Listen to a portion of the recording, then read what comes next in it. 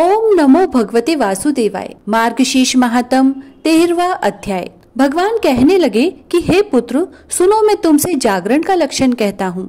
कलयुग में जिसके विज्ञान मात्र से मनुष्य आसानी से मुझको प्राप्त होता है, गीत वाद नृत्य, पुराणों का पाठ, धूप दीप नैवेद्य, पुष्प चंदन, सुगंधित द्रव्य का लेपन, फलों का समर्पण करना, श्रद्धा दान, इंद्रियों का निग्रह, सत्यता, निद्रा रहित आनंद पूर्वक मेरा पूजन करना, पूजन में उत्साह का होना, पाप रहित आलस्य रहित प्रत्येक प्रहर में मेरी आरती करना, इन सब बातों में लीन होकर जो मनुष्य एकादशी की रात्रि को जागरण करता है वह फिर पृथ्वी पर जन्म नहीं लेता।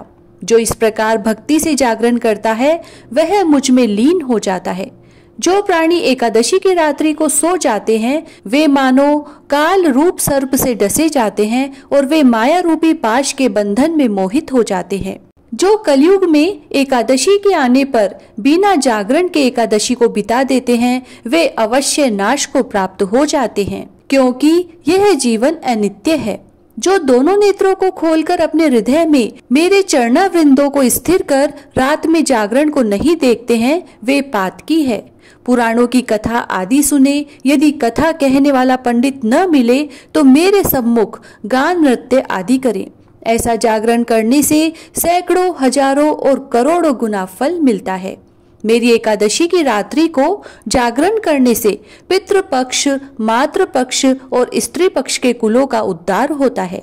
उपवास के दिन अथवा जागरण के समय जो कोई विघ्न उपस्थित करता है मैं उस स्थान को छोड़कर तथा श्राप देकर चला जाता हूँ। जो मनुष्य मेरी श्रविद्रा एकादशी के दिन जागरण करते हैं मैं प्रसन्न होकर उनके बीच में नृत्य करता हूँ। जो मेरे समीप जितने दिन जागरण करता है वह उतने अयुत यानी 10,000 तक युग मेरे पर्यंत मेरे ग्रह में आकर वास करता है। एकादशी के दिन जागरण नहीं करने से पूर्वजों की न गया श्राद्ध से, न तीर्थ सेवन से और न बहुत यज्ञों से मुक्ति होती है। अतः सब साधनों से जागरण श्रेष्ठ है। जो एकादशी के जागरण के समय पुष्पों से मेरी पूजा करता है वह प्रत्येक पुष्प में अश्वमेघ यज्ञों का फल का भागी होता है। जो मेरे एकादशी के दिन जागरण के समय दीपदान करता है वह प्रत्येक क्षण के प्रकाश से 10,000 गोदान का फल पाता है। जो मेरे जागरण दिन हविष्यान का नैवेद्य अर्पण करता है वह धान को फुवाल के समान दान पुण्य प्राप्त करता है। हे चतुर्मुखी, जो अनेक प्रकार के पकवान तथा फलों को मेरे जागरण के दिन देता है वह 100 गोदान के फल को प्राप्त होता है। जो मेरा भक्त जागरण के दिन कपूर के साथ पान मुझे अर्पण करता है वह मेरी कृपा से 7 द्वीपों का स्वामी होता है।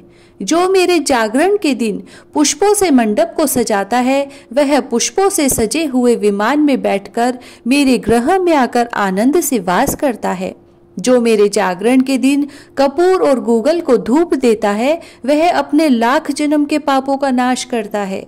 जो मेरे जागरण के दिन मुझको दूध, दही, घी और जल से स्नान कराता है वह इस लोक के सुखों को भोगकर अंत में श्रेष्ठ गति को पाता है। जो सुंदर वस्त्रों और विविध प्रकार के फलों को मेरे लिए देता है वह वस्त्र के जितने सूत होते हैं उतने वर्षों तक चिरकाल तक स्वर्ग में वास करते हैं। जो रत्नों से जड़ित स्वर्ण के गहने मुझे अर्पण करता है वह 7 कल्प तक मेरा प्रिय होकर मेरे पास वास करता है। जो घी से, विशेषकर गौ के घी से मेरे जागरण की रात्रि को दीपक जलाता है उसको एक दीपदान के बदले 10,000 गोदान का फल मिलता है। हे चतुरानंद, जो जागरण के दिन कपूर से निराजन करता है वह कपिला गोदान के फल का भागी होता है। जो पुनः दीपदान, गान, नाच और पूजन करता है वह सैकड़ों यज्ञ, व्रत और दान के समान पुण्य को पाता है।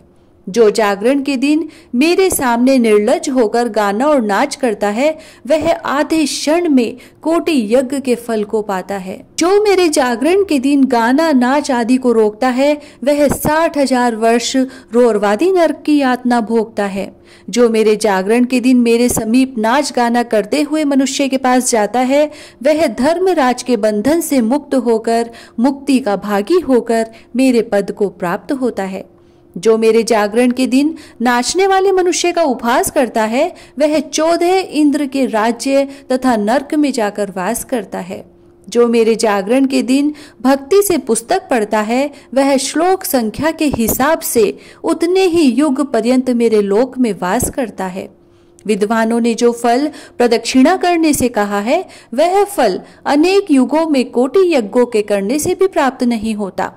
हे पुत्र, जो मेरे जागरण के दिन मालाकार दीपक जलाता है वह कोटि विमान के साथ देवलोक में जाकर कल्प वर्ष पर्यंत वास करता है। जो जागरण के समय मेरे बाल चरित्रों को पढ़ता है वह सहस्त्र कोटि युग पर्यंत श्वेत दीप में जाकर वास करता है। इसीलिए दोनों पक्षों की एकादशी को जागरण करना चाहिए। जो जागरण के दिन गीता का तथा सहस्त्र नाम का पाठ करता है अथवा वेदोक्त मंत्रों और पुराणों का पाठ करता है अथवा जो धेनु दान करता है वह सातों द्वीप सहित पृथ्वी के दान के फल का भागी होता है तथा पृथ्वी के समस्त पुण्यों से महान पुण्य के फल को देने वाला है। एकादशी के जागरण का फल है जो मनुष्य मन कर्म और वचन से जागरण करते हैं उनका मेरे लोक से लौटकर फिर इस लोक में आना संभव नहीं है। जो एकादशी की रात्रि को दूसरों को प्रोत्साहित कर जागरण करते हैं वह चक्रवर्ती राजा होता है। यह मेरा कथन सत्य है। रात्रि में जागरण करने वालों का राजा ककुतस्थ ने भी सम्मान किया है।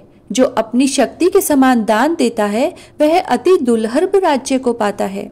जो कोई गायक, वादक, नर्तक और ब्राह्मण मेरे जागरण में आकर गायनादि करते हैं उनमें नाचने वाली वैश्या ही क्यों न हो मेरे लोक में आते हैं। एकादशी के दिन जागरण करने से कामी पुरुष भी मुनि श्रेष्ठ की पदवी को प्राप्त हो गए हैं। मेरे एकादशी के दिन जागरण में जाति का कोई विवेकी नहीं है। इस कलयुग में एक जागरण को छोड़कर न तो ध्यान पवित्र है, न गंगा जल पवित्र है और न ही जप पवित्र है। द्वादशी के आने पर जो लोग जागरण करते हैं वह इस कली काल में धन्य है, कृतार्थ है, इसमें कोई संशय नहीं है।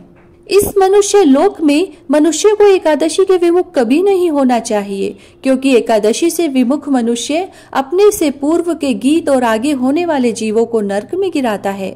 गुणवान एक पुत्र का होना ही अच्छा है, परंतु निर्गुण अनेक पुत्रों के होने से कोई लाभ नहीं है।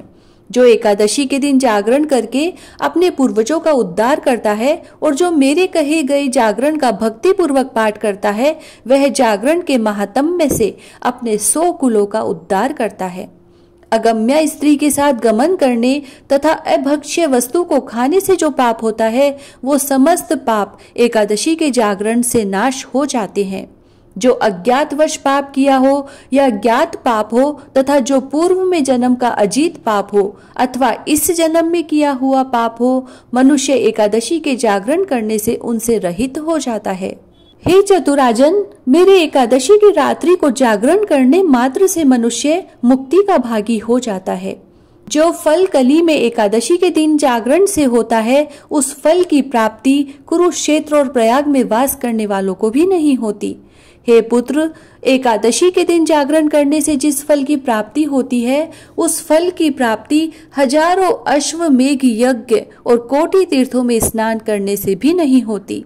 जो एकादशी के महात्म को पढ़ता है या सुनता है वह मनुष्य समस्त पापों से रहित होकर परम गति को पाता है। जिस मनुष्य के एकादशी के दिन व्रत, पूजन और जागरण आदि होते हैं उसके समस्त दुष्ट ग्रह सौम्य हो जाते हैं और संतान का वियोग नहीं होता तथा मेरी कीर्ति सुनने में नित्य प्रेमी होता है। वह प्रेमी कभी नष्ट नहीं होता तथा रण में और राजकुल में सदैव विजयी होता है।